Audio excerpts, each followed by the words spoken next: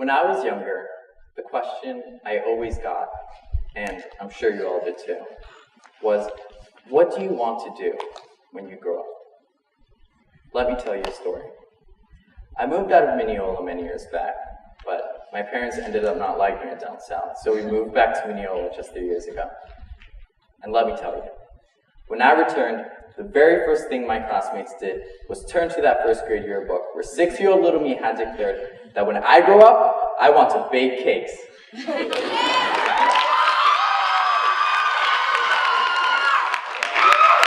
of course, they laughed at me.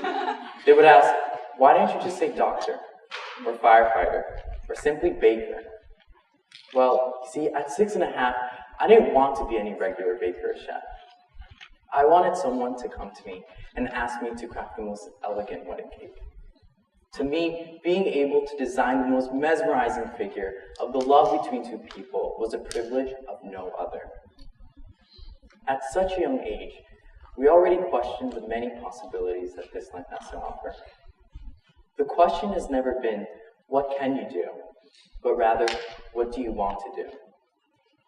We're such capable human beings that we can pursue and accomplish any endeavor that we desire, even if to 6-year-old little me it meant making cakes.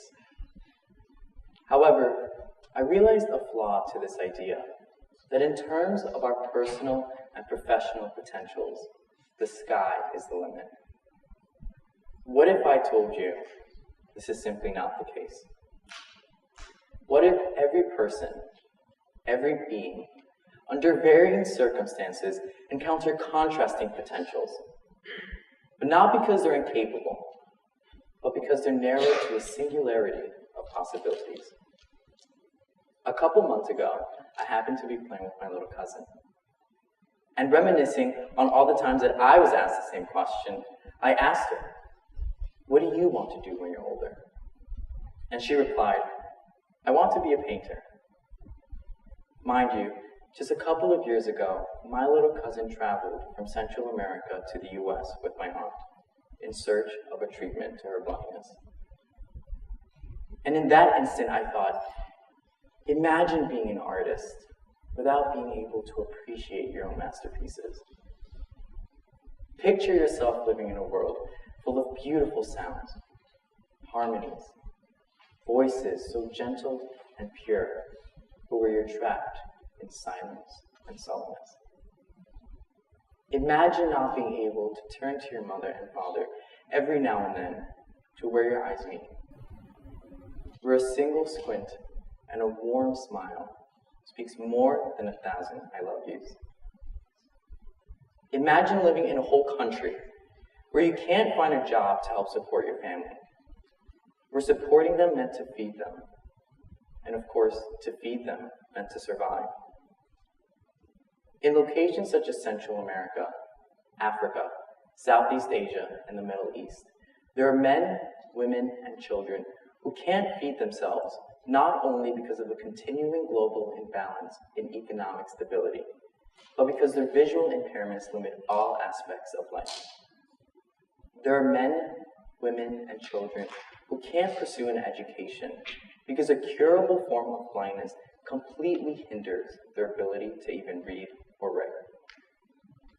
According to the World Health Organization, it is estimated that roughly 285 million people around the world live with some form of vision impairment, with roughly 90% of these people living in developing countries and 80% living with a considered avoidable and treatable form of vision impairment.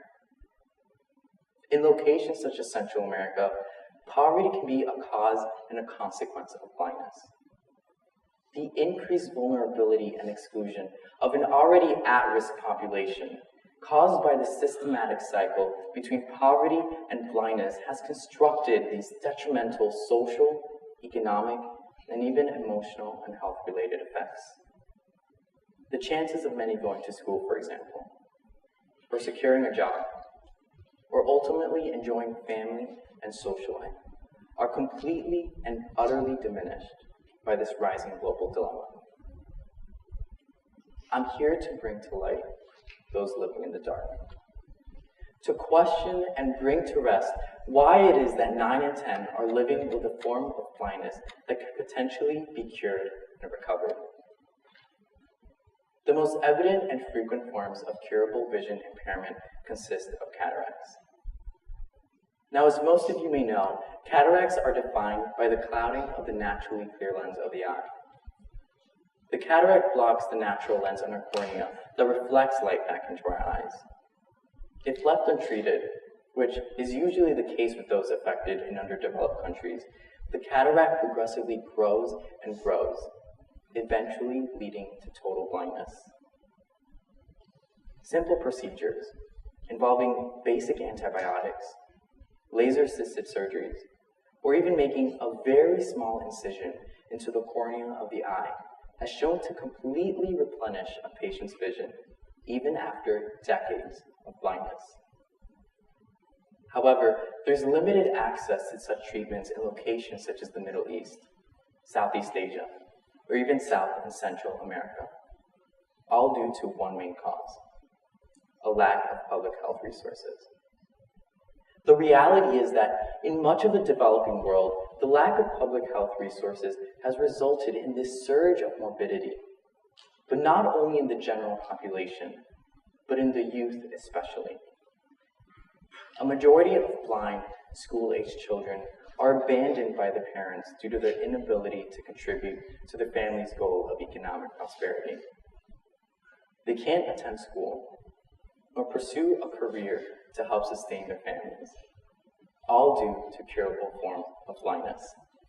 There's a tremendous gap in variation in the treatment rates to curable forms of vision impairment from country to country, and even within countries, ranging from an estimated 5,000 procedures in the USA every year alone to only 200 in all of the African continent. And why is that? Well, looking at the general number of ophthalmologists and surgeons in these areas, the number is so small and insufficient to the point where there's only one ophthalmologist or surgeon for every 1.5 million people. To put that in perspective, that would parallel to having one medical practitioner in the whole state of Maine. Millions of people could potentially have their eyesight restored. However, a significantly large proportion of them live in the inescapable depths of poverty and exclusion that they'll remain needlessly blind for life, unless someone helps them. And you can be that someone. Vision 2020, See International, the International Agency for the Prevention of Blindness, just to name a few, are some of the only organizations who work and battle every day to help those in need. With your support, we can help fund and strengthen these organizations while improving the accessibility to these treatments and services. In the end, it leaves you asking one final question. Why should we care? Why should we bother keeping in mind others living half across the world when frankly you and I have our own issues to deal with? And here's my answer to that. When my cousin was treated, the world was open to her. I realized that in action there is love. Every gesture we make in order to help, protect, and heal our neighbors without limiting ourselves by physical parameters has helped to make the world a better home. I believe we forget to acknowledge and appreciate what we have, what we can do, and the countless possibilities disposable at our fingertips. We must learn to exist and to coexist beyond our concealed norms, to reach beyond our comforts, to tend to those who aren't as fortunate, and to help one another realize that the sky can and always will be the limit. Thank you.